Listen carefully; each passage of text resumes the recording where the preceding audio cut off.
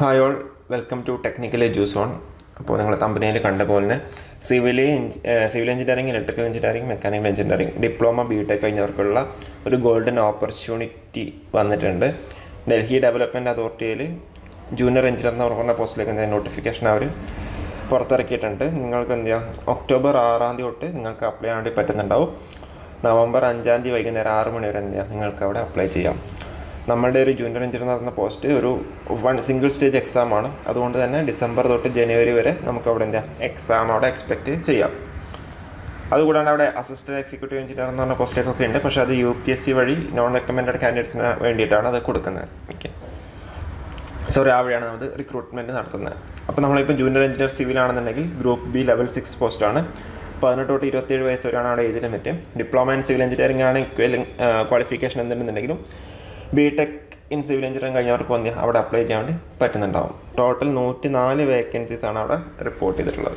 ഇതിൻ്റെ സിലബസൊക്കെ നോക്കുമ്പോൾ നിങ്ങൾക്കവിടെ RRBJയുടെ സെയിം സിലബസുമായിട്ട് നിങ്ങൾക്കവിടെ മാച്ചായിട്ട് കാണുന്നുണ്ടാവും. പക്ഷേ എക്സാം പാറ്റേണിൽ ചില വ്യത്യാസങ്ങളുണ്ടാവും. അത് നമുക്ക് ഡീറ്റെയിൽ ആയിട്ട് നമുക്കവിടെ നോക്കാം. കമ്പ്യൂട്ടർ നോളജ്, അതായത് CBT 1 നിങ്ങൾക്കവിടെ RRBJയിൽ കമ്പ്യൂട്ടർ നോളജ് ഇല്ലല്ലോ, CBT 2 മാത്രമേ ഉള്ളൂ. പക്ഷേ സിംഗിൾ സ്റ്റേജ് ആയതുകൊണ്ട് അതവിടെ CBT 1 ഒറ്റ ഇതിൽ തന്നെ ആഡ് ആക്കിയിട്ടുണ്ട്. ഇപ്പോൾ ജൂനിയർ ഇലക്ട്രിക്കൽ മെക്കാനിക്കൽ ആണെങ്കിൽ ഗ്രൂപ്പ് B ലെവൽ 6 പോസ്റ്റാണ്. 18 തൊട്ട് 27 വയസ്സ് വരെയാണ് അവിടെ age limit. Diploma in electrical mechanical, B Tech in electrical mechanical ആർക്കും അവിടെ അപ്ലൈ ചെയ്യാൻ വേണ്ടി പറ്റുന്നുണ്ടാവും. ഇവിടെ എക്സാമിനേഷൻ ഫീ ആയിട്ട് വന്നിട്ട് 2500 രൂപയാണ് അൺറിസർവ്ഡ് EWS OBC കാൻഡിഡേറ്റ്സിൻ്റെ കേസിൽ. പക്ഷേ SC ST PWD അതുപോലെ ഫീമെയിൽ കാൻഡിഡേറ്റ്സിൻ്റെ കേസിൽ എന്താ അവിടെ 1500 രൂപയാണ് എക്സാം ഫീ ആയിട്ട് പറഞ്ഞിട്ടുള്ളത്. നിങ്ങൾ ആ ഒരു എക്സാം അറ്റൻഡ് ചെയ്ത് കഴിഞ്ഞാൽ എന്താ 1500 രൂപയും നിങ്ങൾക്ക് അവിടെ എന്താ റീഫണ്ടായിട്ട് കിട്ടുന്നുണ്ടാവും. ചില ബാങ്കിൻ്റെ ചാർജ് മാത്രം എന്താ അവരവിടെ ഡിഡക്റ്റ് ചെയ്തിട്ട് ബാക്കിയുള്ള എമൗണ്ട് എന്താ അത് റീഫണ്ടബിൾ ആണ്. പക്ഷേ ഇവിടെ എന്താ 2500 ആണ് പറഞ്ഞിരിക്കുന്നത്. 2500 റീഫണ്ടബിൾ അല്ല.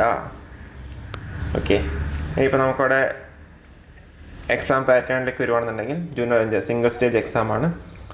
2 പാർട്ടായിട്ടാണ് ഉള്ളത്. പാർട്ട് 1 നിങ്ങളവിടെ technical knowledge plus current affairs പറഞ്ഞിട്ടുണ്ട്. പാർട്ട് 2 എന്താ reasoning 10 mark, QA 10 mark, general awareness 10 mark, English language 10 mark, computer knowledge 10 mark.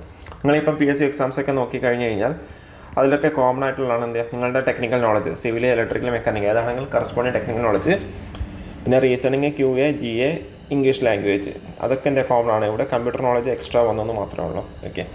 അപ്പോൾ ഇത് നിങ്ങൾക്ക് നോക്കിക്കഴിഞ്ഞാൽ നിങ്ങളുടെ RRBJയുടെ ടെക്നിക്കലിൻ്റെ സിലബസ് തന്നെയാണ് അവിടെ വരുന്നത്. അത് നിങ്ങളൊന്ന് ക്രോസ് ചെക്ക് ചെയ്താൽ മതി. ഞാൻ ഈ ഒരു ഡീറ്റെയിൽ നോട്ടിഫിക്കേഷൻ എന്താ താഴെ ഡിസ്ക്രിപ്ഷനിൽ ആഡ് ആക്കാം. അപ്പോൾ താല്പര്യമുള്ളവർക്ക് എന്താ ഇതിൽ കയറി അപ്ലൈ ചെയ്യാം. നിങ്ങൾ എന്തായാലും അപ്ലൈ ചെയ്യാന്നുള്ളതാണ്. കാരണം വെച്ചാൽ നമ്മളൊരിക്കലും എന്താ വേക്കൻസി നോക്കിയിട്ട് അപ്ലൈ ചെയ്യാതെ ഇരിക്കരുത്.